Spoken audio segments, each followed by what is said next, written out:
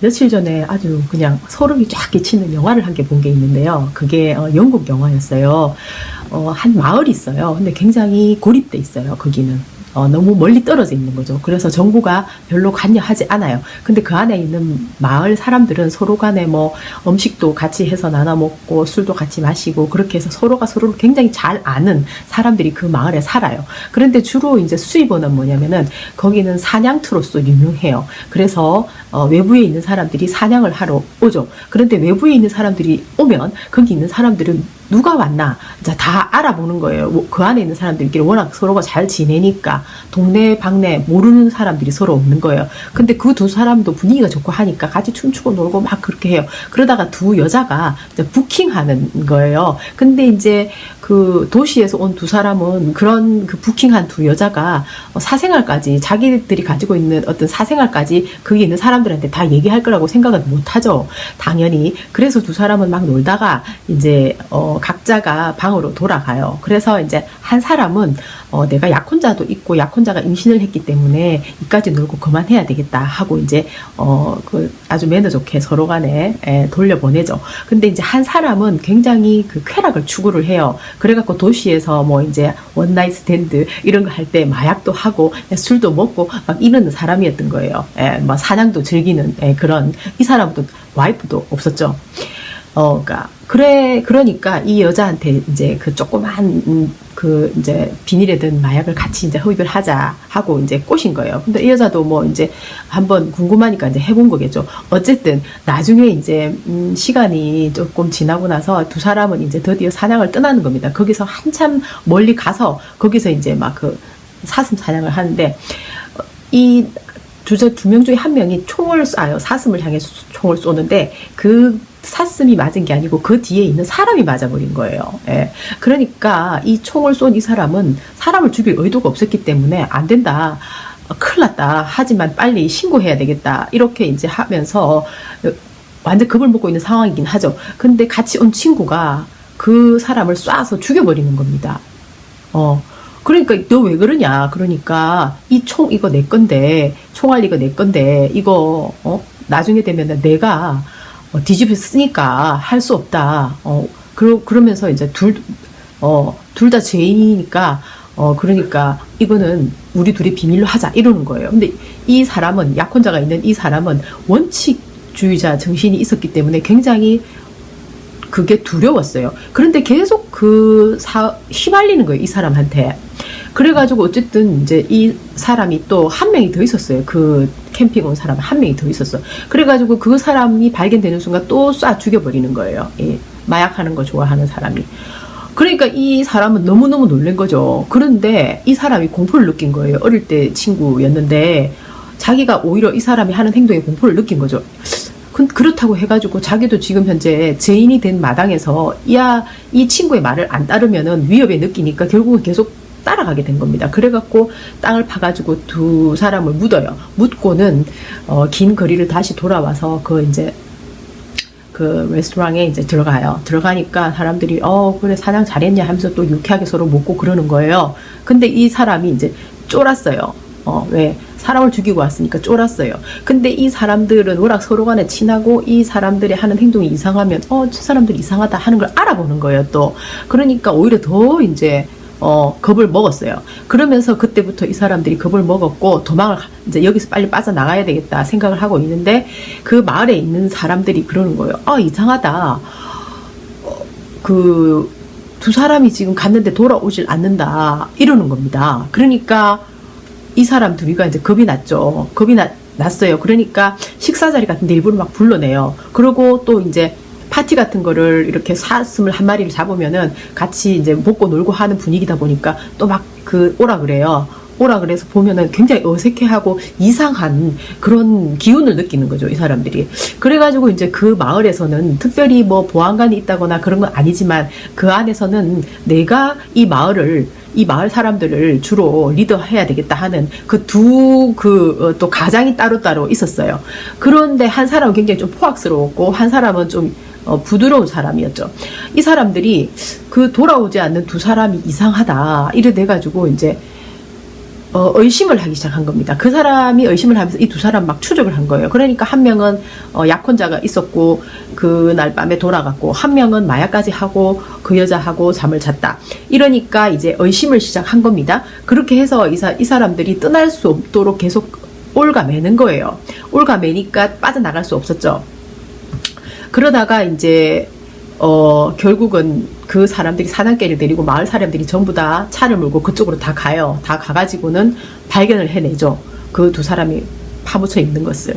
그러니까 이제 그 마을에서 그 살인사건이 2명이 일어났는데 경찰에 신고를 안 하는 겁니다. 그러니까 이 원칙을 지켰던 이 사람은 법원에 가서 그대로 얘기를 하면은 어떻게든 정상 참작이 되잖아요. 그런데 그럴 기회가 없는 거예요. 이 마을에서는 그런 일이 일어났을 때 자기들이 처리해버리는 거예요. 정부의 타치를 받는 걸 싫어하는 거죠. 그러니까 그게 일반적으로 그 사람들에게는 관행이 되어 있는 겁니다. 그러니까 두 사람을 이제 창고 같은데 잡아다가 놓고는 그 대장 둘이서 의논을 하는 겁니다. 그러면은 어떻게 할 건가? 둘이를 다 죽일 건가? 아니면 한 명은 만약에 이 사람이 죽일 의도가 없었고 지금 하고 있는 말이 다 사실이면 한 명은 살려야 된다. 이렇게 된 거예요. 그러니까 이 이제 아주 강경한 이 사람은 무슨 소리, 둘 다 죽여서 후환을 없애야 된다. 이렇게 나오는 거예요. 그러니까 이 조금 약간 부드러운 이 사람이 애기도 지금 좀 있으면 나올 거고 약혼자도 있는데 찾아오면 어떻게 할 거냐. 그렇게 하면은 이 정부에 이제 이 모든 일이 다 새어 나갈 건데, 그러니까 일종의 무정부 상태인 거예요. 그러니까 이제 아주 거친 이 사람은 그러면은 과연 지금 이 사람을 믿을 만한가 안 한가 실험을 해보자. 해가지고 진짜 이 사람이 죽이는데 관여 안 했고 결백한 사람이냐. 그럼 결백한 사람이면 살려준다. 그 대신에 우리 안에 있는 이 정부가 우리 안에 있는 이 작은 마을에서 돌아가는 것을 비밀이 새나가지 않게 하려면은 이 사람에게 살인을 시켜야 된다 이거예요. 그러니까 총을 주면서 친구를 쏴 죽여라고 하는 겁니다. 친구를. 그러니까 자기들이 살인을 하지 않는 거죠. 친구에게 살인하게 만드는 거예요. 그러니까 이 친구는 같이 왔는데 선택을 해야 되는 거예요. 친구를 쏴 죽일 것인지 아니면 같이 둘이 죽을 것인지. 둘이 죽으면은 약혼녀도 뱃속에 있는 아이도 끝나는 거예요. 그러니까 결국은 이 사람이 막 울면서 바들바들 떨지만 자기 친구를 쏴 죽일 수밖에 없죠. 자기가 살고 자기 가족을 살리기 위해서. 그러고는 이제 그 약혼자한테 연락해가지고 그 마을에 차를 몰고 오게 만들어서 약혼자랑 같이 떠나요. 근데 늘 이제 꿈에 시달리는 거예요. 그러면서도 그 약혼자한테 절대 얘기할 수 없죠. 그 안에 있었던 일을. 그런 영화예요. 그걸 보면서 왜 소름이 쫙 돋았냐면은 무정부 상태라는 거죠. 그 안에서는. 자기들이 질서를 만들어버리는 거예요. 그러니까 지금 내가 볼 땐 그런 거죠. 우리나라의 정치 상태가 무정부 상태와 비슷하다. 예를 들어서 삼성에서 떡값을 300명을 다 먹여놓으면은 야당, 여당, 그죠? 정의당은 힘이 없으니까 3%밖에 안 되니까 떡값을 먹일 필요가 없어서 안 먹일 수도 있고, 또 경우에 따라서 국회의원이면은 먹여놓는 거예요. 얼마 된다고 그거. 그죠? 그거 뭐 먹이는 겁니다. 그렇게 하면은 왜 우리가 상식적으로 이해를 못했잖아요. 어떻게 민주당에서 자한당을 가고 자한당에서 민주당을 가지? 왜 저래 둘이가 성격이 서로 닮았지? 어떻게 서로 법을 나눠 먹게 하고 왜 정의를 외친다고 하면서 실제로 하는 거 보면은 전혀 엉뚱한 결과를 갖고 오지? 우리는 그러니까 상식적이지 않은 비상식적인 일이 계속 일어나면 이상하다. 왜 저렇지? 저럴 수가 있나? 적폐청산한다고 해놓고는 이해할 수가 없네. 왜 이재용을 풀어주나? 박근혜 대통령은 지금 30년 징역, 대통령은 30년 징역을 사는데 왜 이재용은 풀려 나왔나? 우리나라 국민연금을 건드린 기업 아닌가? 하고 우리는 상식적인 의심을 하는 거예요.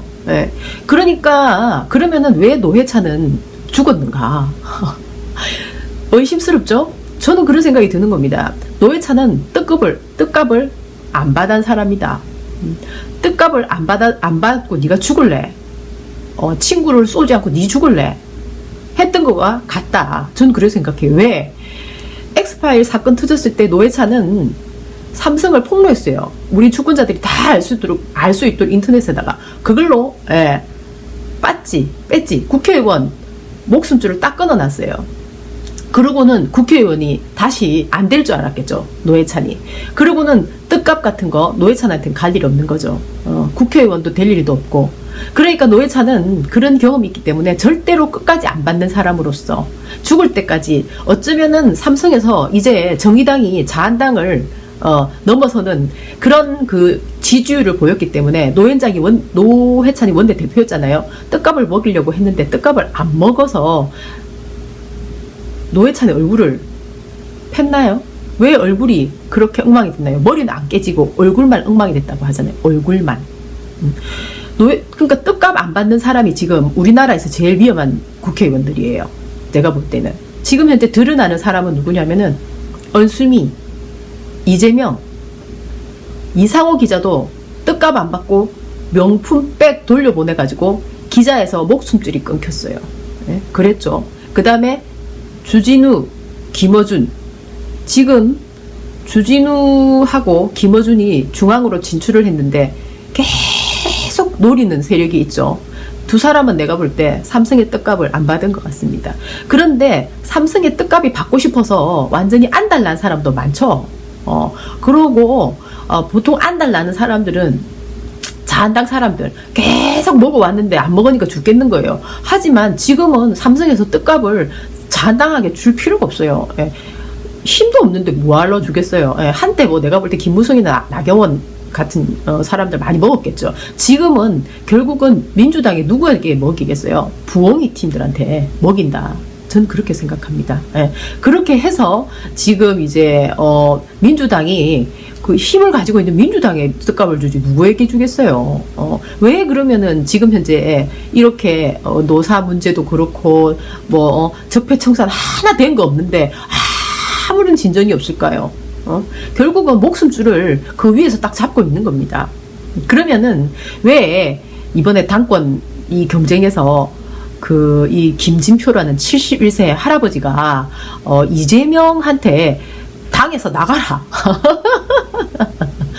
아이고 민주당에서 나가라. 민주당 촛불 그 영웅을 그런 말을 하는 겁니다. 예, 왜? 뜻값을 제대로 받아야 되겠다. 자기는 충성해야 되겠다. 이거죠. 그러면은 주로 이제 제일 그 친한 사람이 누군가요? 내가 보니까 제일 친한 사람이 딱 있던데요. 여기 부엉이 대장 전해철. 이 두 사람 보이죠? 이 할아버지 김진표하고 같이 완전 좋아 죽는 거. 이 사람들은 삼성 뜻값 너무 요즘 행복하게 잘 먹고 있습니다. 그래서 하나도 변화가 없는 거예요. 그래서 뭐 법사위라든지 뭐 중요한 있잖아요. 어떤 법에 관련된 이 사람들 다 법 만드는 사람들이니까 관련되는 중요한 어떤 그런 그 역할을 할 일들은 다 자한당에 다 준 거예요. 이젠 이해가 되죠. 그러면은 왜 이렇게까지 하는가? 도대체가 정치를 하려고 하나 말려고 하나 이렇게 생각을 해볼 수가 있어요. 근데 제가 이번에 이걸 알았어요. 우리나라가 1970년대 뭐 60년대 하여튼 옛날 박근혜의 아버지 아빠 박정희 대통령 때 경제를 어떻게 이제 부흥을 한다 하면서 그때 그 당시에 대기업을 키웠는데 그때 삼성과 효성이 엄청나게 이제 컸죠. 컸는데 이 사람들이 이제 왜냐면 또 삼성과 그 효성그룹은 둘 다 공동 창업자예요, 초기에. 그래갖고 서로가 힘들 때 자금을 서로 빌려주고 뭐 메꿔주고 하면서 서로 도움을 주고 받고 했죠. 근데 삼성은 이제 기술로서 어쨌든 정부 돈을 많이 받아가지고 국회의원 300명한테 뜻값 먹여가면서 컸는데 그러면 효성그룹은 어떻게 컸느냐? 서로 같이 시작했다가 분리된 효성그룹은 주로 이제 정권에 접근을 한 거예요. 그래가지고 전두환하고 사돈 맺고, 그 다음에 노태우하고 사돈 맺고, 이회창하고 사돈 맺고, 그리고 SK 최태원 회장 집안 있잖아요. 여기하고 사돈 맺고, 그 다음에 이제 최근에 이명박하고도 사돈을 맺은 겁니다. 효성그룹이라는 곳이. 대단하죠. 그런데 그렇게 하면서 이 효성그룹의 회장이라는 사람이 2007년도에 그걸 한 거예요. 이명박 대통령 만들기 할 때 이제 비자금을 400억인가 뭐 조성해가지고 그걸로 뭐 검찰의 조사를 받았으나 뭐 다 무혐의로 다 이제 풀려나고 아무 소용 없는 거예요. 완전 법 위에 완전 주권자들 위에 있는 거예요. 그러니까 법 위에 있어요. 법 위에 무정부 이 사람들이 딱 뭐를 일을 하는 순간에는 그러니까 이제 효성그룹에서는 그렇게 이 집안끼리 막 엮어가지고 이제 이렇게 이제 큰 거예요. 삼성하고 조금 스타일이 조금 틀리죠. 그렇게 해서 효성그룹은 그렇게 컸고 그 이명박이 악명 높은 게 뭐냐면은 건설로서 악명이 높지만은 제일 이제 태영건설하고 사이에서 큰 돈을 서로가 주고 받은 거죠. 그러니까 태영건설은 뭐냐면은 이명박이 정권을 잡기 전에는 6천억에서 8천억 정도의 매출을 올리던 곳이었는데 이명박이 들어오면서 1조 6,800억으로 급증을 했다는 겁니다. 1조 6,800억 거의 뭐 2조가 되는 돈으로 급증을 한 거예요. 그러니까 이명박하고 태영건설, SBS는 같이 해먹었어요. 그러다 보니까 SBS 이 방송국은 이명박의 완전 딸랑이었고 SBS 방송국 출신이 이명박 대통령의 비서실장을 했고 또 한 명은 홍보수석을 한 겁니다. 그래서 이 SBS 태영건설이 이만큼 컸어요. 거기다가 박근혜 정부 딱 들어서 가지고는 그러면은 이제 이명박 때 해먹던 거 그대로 해먹어야 되잖아요. 남경필한테 관급 공사를 2천억 이상 되는 거를 딴 겁니다. 그러니까 관급 공사는 대부분 다 99.9% 그쪽에서 뭐 이렇게 넣기만 하면 무조건 입찰되는 거죠. 그러고는 이번에도 2천억 되는 거, 예를 들어서 2천억짜리 딱 하면은 3천억으로 딱 부풀리는 거예요. 그렇게 해가지고 정부 돈을 다 빼먹는 거죠. 그거를 박근혜 시대 때 남경필하고 같이 한 거예요. 그러니까 효성그룹이나 삼성이나 태영이나 이런 데서는 어떤가요? 정부하고 결혼하고 막 온갖 방법으로 언론하고 다 서로 간에 해먹고 있었는데 이명박이 이재명 이 경기도지사가 딱 도지사가 되면서 어떻게 됐나요? 원가 공개하겠다. 건설 그것도 10억 10억 이상만 되면 원가 공개를 하겠다. 그렇게 해갖고 임금 체불도 절대로 못하게 하겠다. 그 시스템을 만들겠다 이런 겁니다. 왜? 하도급을 주면서 또 저것끼리 돈은 2천억 3천억 받아가지고는 하도급한테는 또 임금 체불까지 하는 거예요. 그래가지고 주권자들이 완전히 도대체 살 수 없는 구조를 만드는 거예요. 이 나라를. 그렇게 해갖고 이제 이번에 또 뭘 발표했냐 하면은 개발사업 불로소득, 그러니까 개발 사업을 하다 보면 소득이 생기잖아요. 그 불로소득이 생기면은 도민에게 환원하는 시스템을 만들어서 그걸 그대로 하겠다 이겁니다. 도민에게 환원하겠다는 거예요. 저것끼리 헤쳐먹는 거 이제 못하게 원천적으로 봉쇄하겠다 이거예요. 그러니까 지금 어떤가요? 삼성, 효성그룹, 그 다음에 태영건설, 드러나는 것들만, 그리고 뜻까먹은 국회의원들, 이 전부 다 힘을 합쳐가지고 우리의 촛불 영웅 이재명 도지사를 이렇게 공격을 하는 거죠. 그럼 공격을 하면은 우리 주권자가 어떻게 되나요? 주권자를 지켜주는 사람은 지금 노회찬은 죽었습니다. 언수미는 그냥 국회의원에서 이제 그거 그만두고 시장으로 갔어요. 그 시를 잘 보살펴서 다시 국회로 들어가서 큰 일을 하길 바랍니다.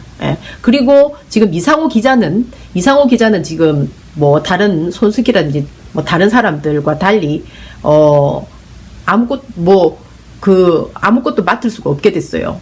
내가 볼 때는 우리나라에 정말 살아있는 기자다. 정말로 너무나 감사하다. 이런 사람이 한 명이라도 있다는 것이 그래서 희망의 불씨가 남아있다. 이런 생각이 드는 거죠. 그리고 주진우, 김어준 이런 사람들이 뜻값을 먹지 않는 그런 사람으로서 정의의 편에 서서 계속 얘기해 줄 수 있는 사람이기를 간절히 바란다는 것. 그리고 내가 볼 때는 뜻값을 삼성이나 이런 그 효성의 뜻값을 먹고 싶어 하는 사람들이 또 따로 있어요. 보면은 이정열 그 판사에서 쫓겨난 이런 사람들은 이제 아직은 못 먹고 있는지도 모르죠. 근데 그걸 먹기 위해서 열심히 자기 이름을 파는 거죠. 그리고 지금 현재 그 뜻값을 자급하고 있는 사람들이 있는데 내가 볼 때는 정청래, 유시민, 정두원 이 정도가 되지 않을까 싶어요. 왜냐하면 이 사람들이 똑같이 입을 맞춰가지고 경기도지사가 딱 당선되자마자 경기도지사까지 다 딱 이 말을 했었거든요. 이 말을 할 수 있도록 누가 그렇게 하면 너희들한테 기회를 주겠다. 하는 조직이 없다면은 세 사람이 동시에 경기도지사 되자 말자 저기서 그런 말 할 이유가 없죠. 우리의 주권자가 뽑은 사람인데 자기들이 뭔데 그런 말을 해요. 그러니까 이 사람들은 지금 뜻급 작업 중인 사람들, 뜻급이 아니라 그렇게 보이는 거죠. 삼성 돈을 그동안에 이제 하마처럼 먹어댔던 이 그 자한당 사람들은 앞으로 뜻값을 먹기 위해서 또 막 노력을 하겠죠. 그게 이 사람들의 현주소입니다. 주권자 여러분, 내가 볼 때 우리나라는 상식적이지 않은 이유는 바로 이것 때문이었다. 그렇게 생각을 해요. 진짜 적폐 김진표 말이, 김진표라는 이 할아버지 정신이 오락가락 하는지 모르겠는데요. 뭐 적폐의 청산이라는 말을 국민들은 더 이상 듣기 싫어한다. 이런 헛소리를 하던데 적폐 청산 아직 이만큼도 안 됐어요. 아무것도 안 됐어요. 삼성 이재용 그대로 풀려 나왔잖아요. 어디 적폐 청산이 됐나? 시작도 못했어요. 시작도 못했어. 딱 목이 잡혀 있는데 어떻게 시작을 하겠습니까? 지금 이 부패공화국, 이 어둠의 동굴에서 빠져나가서 주권자가 주인이 되는 시대가 안 되면 정치, 경제, 사회, 문화 하나도 발전을 못하고 자살공화국, 부패공화국 1위를 그대로 고수하면서, 고수라고 하니까 참 이상한데 그냥 그대로 있잖아요. 이 끔찍한 죽지 못해서 사는 이런 사람들이 너무 많은 이 사회, 이런 사회에서 벗어나지 못하고 살아가게 될 거다. 서로가 쏟고 속이고 패고 거짓말하고 이런 것이 일반화되는 이런 이상한 나라에서 탈출하는 방법은 우리가 삼성의 뜻값을 먹지 않는 사람들을 발굴해야 된다는 겁니다. 그래서 그런 사람들이 클 수 있도록 국민들이 눈을 뜨고 귀를 열고 진실을 발굴해서 우리가 그런 사람들에게 힘을 모아줘야 된다. 지금 현재 딱 보이는 사람은 노회찬 이분은 너무나 안타깝게도 우리는 이분의 정신을 이어가야 된다. 이렇게 생각을 합니다. 마음이 너무나 아프죠. 그리고 언수미 이재명, 그리고 주진우 김어준, 그리고 이상호 기자, 이 정도까지는 확실한데요. 그 다음은 계속 지켜봐야겠죠. 화이팅!